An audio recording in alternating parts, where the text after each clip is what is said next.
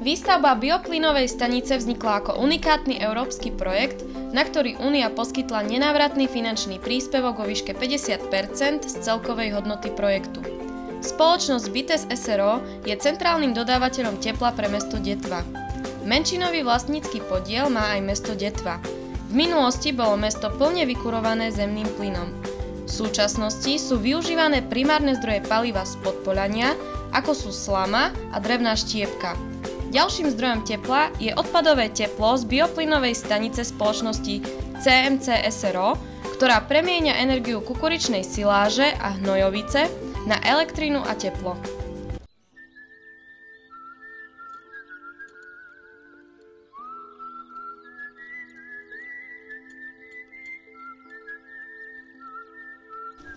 Spoločnosť Agrosev preferuje živočíšnu výrobu a značne do nej investuje. Produkcia je zameraná na chov hovädzieho dobytka a oviec. Je lokalizovaná v niekoľkých farmách, konkrétne v Detve je 512 dojníc, z ktorých sa mlieko využíva v Zvolenskej a Hriňovskej mliekárni. Živočíšny odpad, teda hnoj, sa následne využíva na vykurovanie bytových jednotiek v Detve.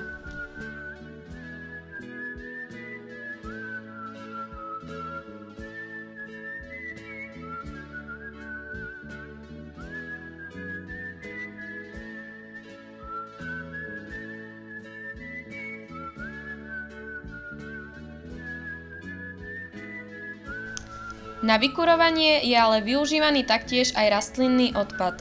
Z uskladnenej slamy a kukurice sa pomocou baktérií vytvára bioplyn, ktorého spaľovaním sa vyrába energia a teplo. Skladovaním vzniká odpad, ktorý je v tekutej aj v suchej forme využívaný ako vysokokvalitné organické hnojivo.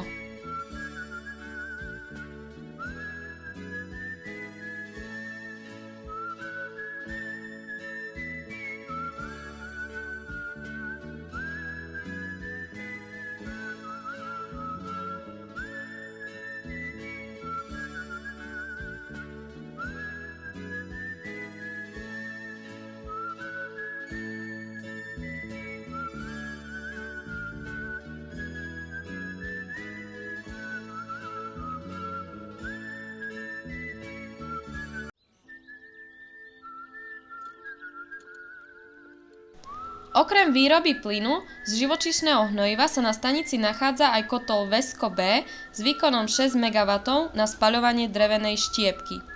Súčasná ročná spotreba štiepky je približne 5000 tón. Výkupom odpadovej drevenej hmoty chcú motivovať aj poľnohospodárov, aby odstraňovali náletové dreviny, čo bude mať prínos na obnovu krajiny. Kotol Vesko S s výkonom 3 MW využíva prioritne ako palivo balíkovú slamu s maximálnou vlhkosťou 15%. Súčasná ročná spotreba slamy je približne 2000 tón, pričom jeden balík váži približne 400 kg. Nákupom slamy pomáhajú poľnohospodárom zúžitkovať častokrát aj pôdu, ktorá sa neobrába, nepotrebné zásoby, ktoré by ináč neboli zúžitkované.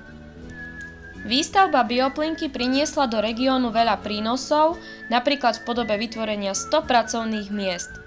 Prínosom pre poľnohospodárov je zúžitkovanie nepotrebných zásob slamy, ktoré sú odkupované.